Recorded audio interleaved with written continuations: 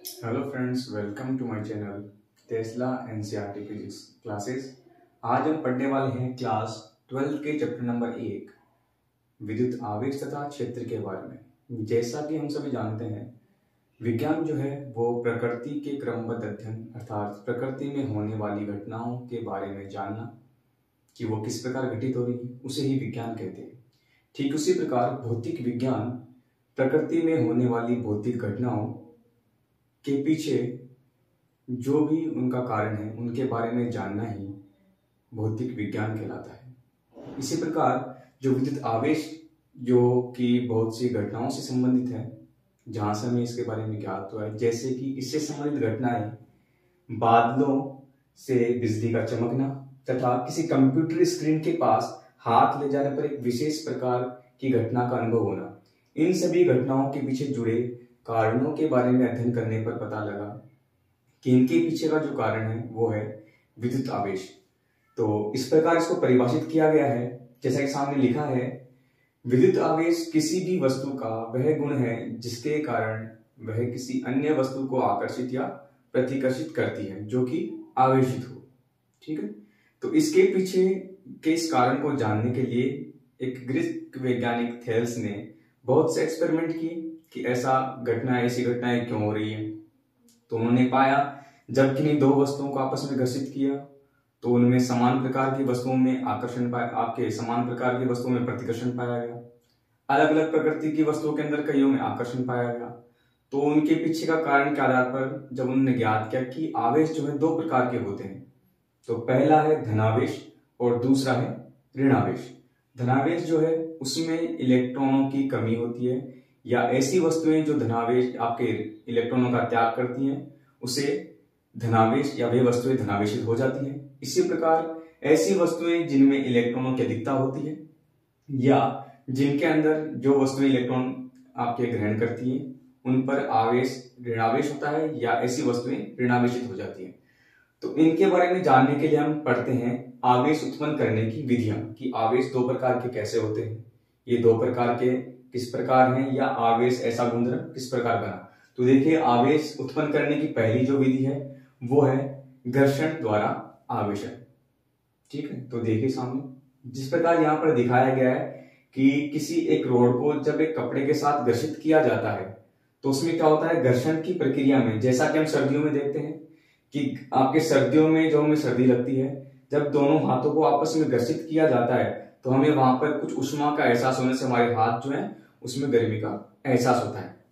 उसी प्रकार एक रोड और कपड़े को आपस में घर्षण करने पर उन दोनों वस्तुओं में उपस्थित इलेक्ट्रॉन जो है वो उष्मा पाकर कम आपके विद्युत ऋणता की वस्तु से अधिक विद्युत ऋणता, जैसा कि हम जानते हैं विद्युत ऋणता मतलब इलेक्ट्रॉन के आकर्षण की प्रकृति, तो जिसकी विद्युत ऋणता ज्यादा होगी वो दूसरे कम विद्युत ऋणता की वस्तु से इलेक्ट्रॉनों को आपस में उस वस्तु से खुद में खींच लेगी। इससे क्या होगा, एक वस्तु में जो इलेक्ट्रॉन ज्यादा है उसमें इलेक्ट्रॉन की कमी हो जाएगी तथा दूसरी वस्तु में इलेक्ट्रॉनों में आपके वृद्धि हो जाएगी। जिससे क्या होगा, जिस वस्तु में पहले बताया गया है जिस वस्तु में आपके इलेक्ट्रॉनों की कमी होगी वो वस्तु कैसे हो जाएगी, धनावेशित, तथा जिस वस्तु में आपके इलेक्ट्रॉनों की अधिकता, जिसने इलेक्ट्रॉन ग्रहण किया है वो कैसे हो जाएगी, वह ऋणावेशित हो जाएगी। इस प्रकार दो वस्तुएं आपके धनावेशित तथा ऋणावेशित की जाती हैं। किस प्रकार से, घर्षण की पद्धति से या घर्षण द्वारा आवेशन। तो जैसा कि डायग्राम में सामने दिखाया गया है कि आपके पहले वाली वस्तु जो है इसके अंदर आपके कितने इलेक्ट्रॉन है, घर्षण से पूर्व इसमें 11 इलेक्ट्रॉन है, तथा दूसरी आपका जो कपड़ा है उसमें कितने हैं, आपके दूसरे वाले वस्तु के अंदर 17 इलेक्ट्रॉन है। जब दोनों को घर्षित किया गया तो आपके कम विद्युत ऋणता से अधिक विद्युत ऋणता वाली वस्तु में इलेक्ट्रॉनों का स्थानांतरण हो गया है, जिसका कारण क्या हुआ है, बाद में देखेंगे बाद वाले डायग्राम में घर्षण के बाद जो आपकी स्थिति है उसमें क्या है, आपके एक वस्तु में 10 इलेक्ट्रॉन रह गए हैं, दूसरे वस्तु में 18 इलेक्ट्रॉन रह गए हैं। जिसमें आपके 11 से घटकर 10 रह गए हैं वो धनावेशित, तथा जिसमें 17 से बढ़कर आपके 18 हो गए हैं वो वस्तु ऋणावेशित हो गई है। इसी प्रकार दूसरी जो विधि है घर्षण आपके आवेश उत्पन्न करने की, वह है आपके प्रेरण द्वारा आवेशन। तो जैसा कि सामने डायग्राम में दिखाया गया है, तो समझिए ये घटना किस प्रकार होती है। अगर अपन किसी कुचालक गोला कोई ए है उसको किसी स्टैंड पर रख दिया गया है, जैसा कि सामने दिखाया गया है, तो इसको इस पर पास आपके कुचालक स्टैंड पर चालक गोले एक को रखने पर उसमें मुक्त रूप से पहले से कोई भी वस्तु है उसमें क्या होते हैं, धनावेश और ऋणावेश। भाई कोई भी वस्तु है किससे मिलकर बनी है, परमाणु से। और परमाणु में क्या होते हैं, मुक्त इलेक्ट्रॉन, आपके प्रोटॉन तथा न्यूट्रॉन होते हैं। तो प्रोटॉन कैसे हैं, धनावेशित, इलेक्ट्रॉन कैसे हैं, ऋणावेश। तो प्रत्येक वस्तु में धनावेश और ऋणावेश उपस्थित होते हैं।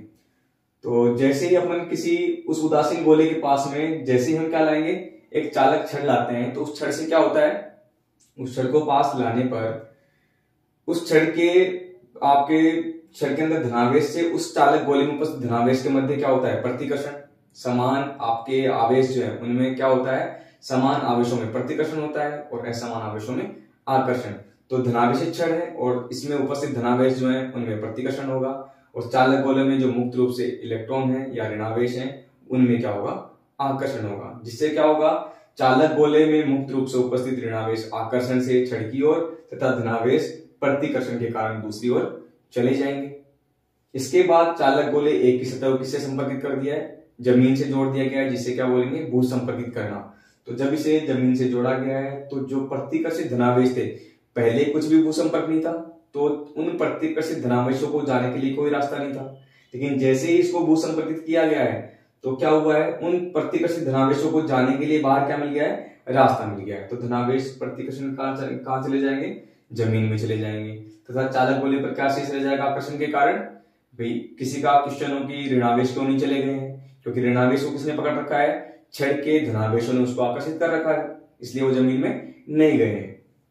तो जब धनावेश चले गए हैं और ऋणावेश चालक गोले पर शेष रह गए हैं, इसके पश्चात क्रम से क्या करेंगे, पहले भू संपर्क को हटाएंगे और इसके बाद उस आपके जो भी छड़ थी आवेशित छड़ उसको भी हटा देंगे। लेकिन जैसे मैंने बोला है क्रमशः, ऐसा नहीं कि पहले छड़ को हटा लेंगे, छड़ को हटा लेंगे तो भू संपर्क रह जाएगा और आपके ऋणावेश जो बचे वो भी कहां चले जाएंगे, जमीन में। इसलिए क्या बोलेंगे, क्रम से पहले हटाएंगे भू संपर्क को। भू संपर्क हटने के बाद क्या होगा, जो आपकी छड़ है उससे क्या शेष रह जाएगा, उस चालक गोले के ऊपर क्या शेष रह जाएगा, आपका ऋणावेश शेष रह जाएगा। इसके बाद उस चालक छड़ को हटालेंगे तो ऋणावेश ऋणावेश में वापस से क्या करेगा, प्रतिकर्षण कार्य करेगा और वो एक समान रूप से चालक गोले पर फैल जाएगा। इसी प्रकार हम क्या कर सकते हैं, प्रेरण द्वारा उन वस्तुओं को, आपके अनावेशित वस्तुओं को आवेशित कर सकते हैं। इसी प्रकार अगर अपने को चालक गोले को आपके ऋणावेशित के स्थान पर अगर धनावेशित करना होता तो चालक गोले के पास कौन सी छड़ लाते अपन, ऋणावेशित। तो जैसे भी प्रकार का आवेश उत्पन्न करना है उसके विपरीत प्रकृति की छड़ उसके पास लेके आ जाएंगे। समझ में आ रही बात, ठीक है। तो नेक्स्ट लास्ट अपना जो आपके आवेश उत्पन्न करने की विधि है वो देखिए, थर्ड विधि है चालन द्वारा आवेशन। तो चालन द्वारा आवेशन जो है ये सबसे सिंपल है। चालन मतलब चालक वस्तुओं को आपस में संपर्क में रख दिया है। तो जैसा कि सामने दिखाया गया है, दो चालक गोले हैं, कोई ए और बी चालक गोले हैं, इनमें आपका एक आवेशित है दूसरा अनावेशित है। तो जब दोनों को संपर्क में रखा गया है तो चालक वस्तु से दूसरी वस्तु में क्या होगा, आवेश का स्थानांतरण हो जाएगा और दूसरी वस्तु भी क्या हो जाएगी, आवेशित हो जाएगी। लेकिन जो इसमें सबसे इंपॉर्टेंट चीज जो ध्यान देनी है, आपके आवेश का स्थानांतरण एक वस्तु से दूसरी वस्तु में कब तक होगा। तो सबसे इंपॉर्टेंट जो चीज है वो है कब तक इनमें आवेशों का स्थानांतरण होगा। तो अगर दोनों वस्तुएं बिल्कुल सारसम है, बिल्कुल एक समान एक ही वस्तु की बनी हुई है, आकार समान है, तो उनमें आपके आवेशों का स्थानांतरण कब तक होगा, जब तक कि दोनों में आवेश बराबर ना हो जाए, कुल आवेश की मात्रा का बराबर आवेश दोनों पर ना हो जाए। लेकिन अगर वो सर्वसम नहीं है तो उस अवस्था में क्या होगा, तो उस अवस्था में आवेशों का स्थानांतरण कब तक होगा, जब तक दोनों चालक गोलों पर विद्युत विभव का मान समान ना हो जाए। बहुत ही इंपॉर्टेंट पॉइंट है बोर्ड एग्जाम के लिए कि दो चालक वस्तुओं को जब संपर्क में रखा जाता है, अगर सर्वसम है तो उनमें आवेशों का स्थानांतरण कब तक होता है, जब तक कि उन पर आवेश समान ना हो जाए। लेकिन अगर दोनों वस्तुएं सर्वसम नहीं है तो कब तक होता है आवेशों का स्थानांतरण, जब तक कि उन दोनों पर विद्युत विभव का मान एक समान न हो जाए। ठीक है, तो नेक्स्ट पार्ट में पढ़ते हैं। ये तो हुई है अपने विद्युत आवेश उत्पन्न करने की विधियां। तो नेक्स्ट चलते हैं विद्युत आवेश के मात्रक। विद्युत आवेश के क्या क्या मात्रक हैं, विद्युत आवेश के बारे में पढ़ लिया है कि कैसे कैसे विद्युत आवेश उत्पन्न कर सकते हैं, पढ़ लिया है विद्युत आवेश के प्रकार, दो विद्युत आवेश के प्रकार हैं, कौन कौन से हैं, धनावेश ऋणावेश। धनावेश में क्या होता है, प्रतिकर्षण। समान आवेशों में क्या होता है, प्रतिकर्षण। और असमान आवेश धनावेश ऋणावेश में क्या होगा, हमेशा आकर्षण होगा। ठीक है, नेक्स्ट पढ़ते हैं आवेश के मात्रक। कौन कौन से आवेश के मात्रक है, बहुत ही इंपॉर्टेंट पॉइंट है। देखिए सभी मात्रक कौन कौन से हैं। एसआई मात्रक अगर एग्जाम में पूछा जाता है तो आवेश का एसआई मात्रक वैज्ञानिक के नाम पर दिया गया है कूलाम। एक आवेश का जो एसआई मात्रक है वो क्या है, कूलाम है। नेक्स्ट पार्ट, सीजीएस मात्रक जो है वो कौन सा है, ईएसयू, इलेक्ट्रोस्टैटिक यूनिट या स्थिर वैद्युत इकाई। दोनों में संबंध जैसे सामने दिखाया गया है, एक कूलाम जो है वो कितना है, 3 × 10⁻⁹ ईएसयू इलेक्ट्रोस्टैटिक यूनिट के बराबर होता है।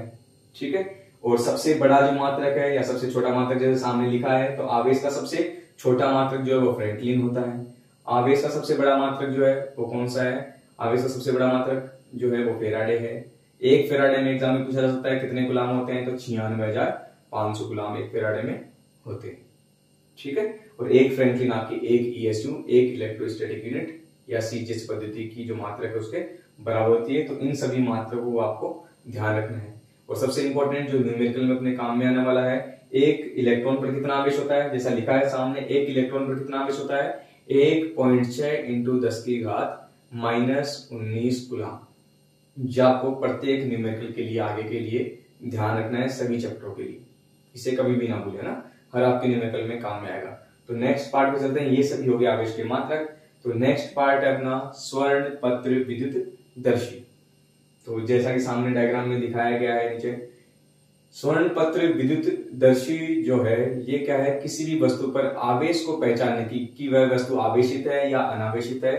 तो स्वर्ण पत्र विद्युत दर्शी आवेश के पहचान करने का एक उपकरण है। तो इसमें आवेश का पहचान किस प्रकार की जाती है, जैसा कि आपको दिखाया गया है, कांच का फ्लास्क है जिसके ऊपर कॉर्क, लकड़ी का कॉर्क लगा है, जिसके ऊपर एक छड़, जिसके अंदर धातु की छड़ उसमें से निकल रही है, उसके ऊपर क्या लगा है, धातु की कैप लगी है। तो जब किसी वस्तु को जो आवेशित है अगर उस पर स्पर्श करवाएंगे, छड़ के नीचे क्या है, 2 सोने के वर्ग की पत्तियां लगी हुई है। तो जब किसी भी वस्तु को उस धातु की कैप पर स्पर्श करवाते हैं तो छड़ कैसी होती है, चालक। तो छड़ का जो आवेश है वो कहां चला जाएगा, छड़ से होते हुए जो आपका आवेश है वो सोने की पत्तियों पर चला जाएगा।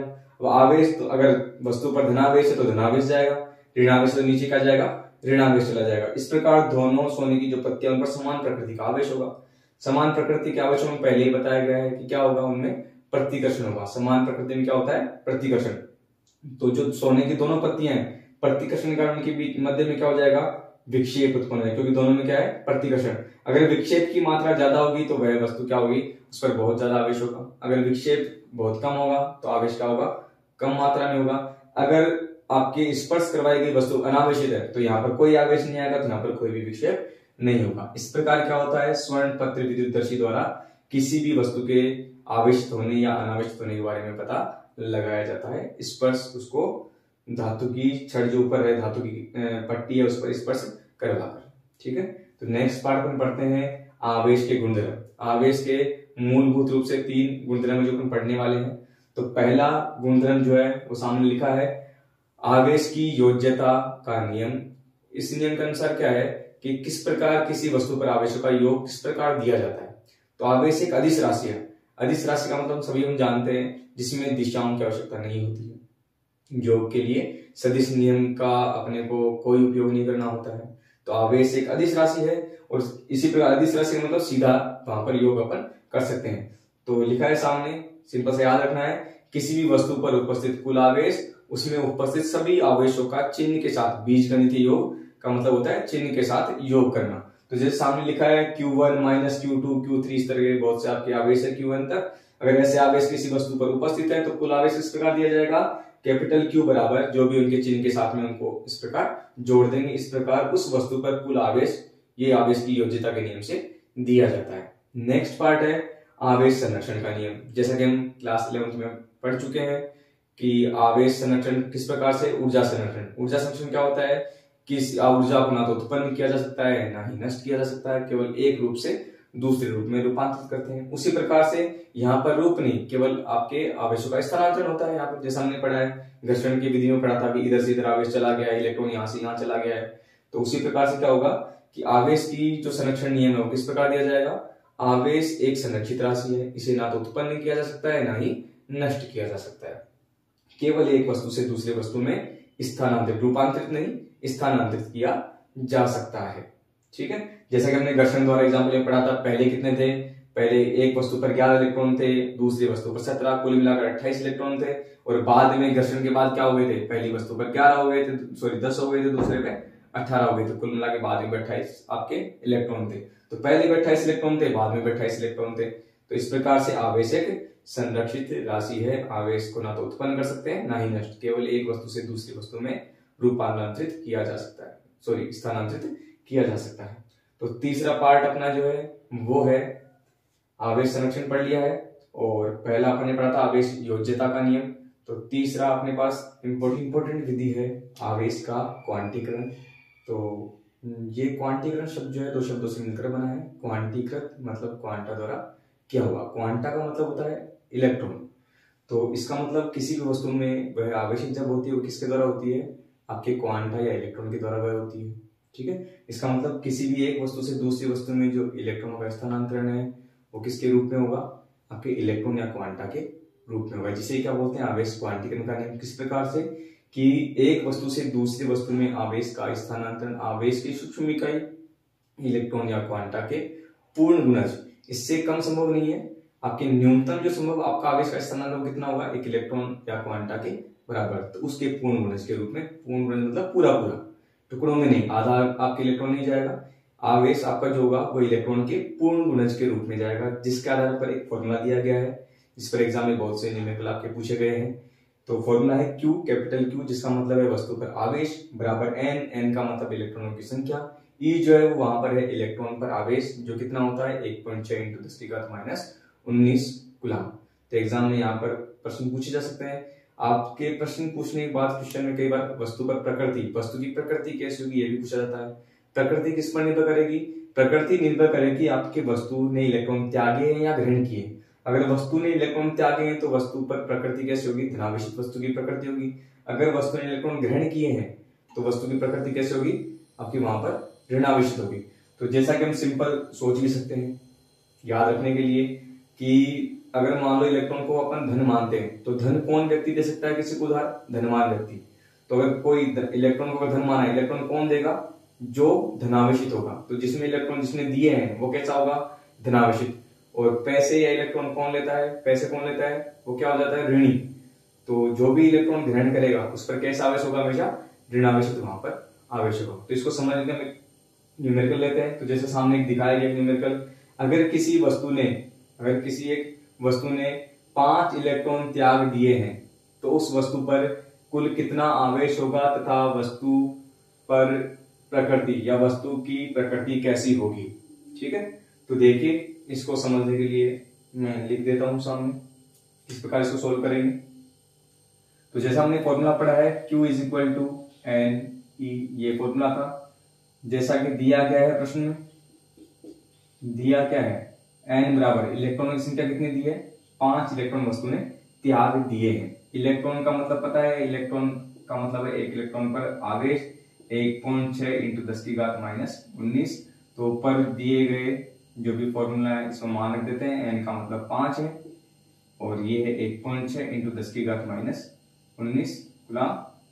जैसा बोला है इलेक्ट्रॉन त्याग दिए हैं, त्यागना मतलब कैसी प्रकृति थी वहां पर, आपके त्यागने का मतलब था धनात्मक प्रकृति। जैसा बोला गया था कि कोई वस्तु इलेक्ट्रॉन त्यागती है तो प्रकृति कैसी होगी वहां पर, उसकी प्रकृति धनावेशित होगी। अगर यहां बोला जाता 5 इलेक्ट्रॉन ग्रहण करती है तो प्रकृति कैसी होती है वहां पर, ऋणावेशित हो जाती। तो इसको सोल्व कर लेंगे तो ये हो जाएगा 8.0 × 10⁻⁻90 कूलम, ये आपका आंसर हो जाएगा।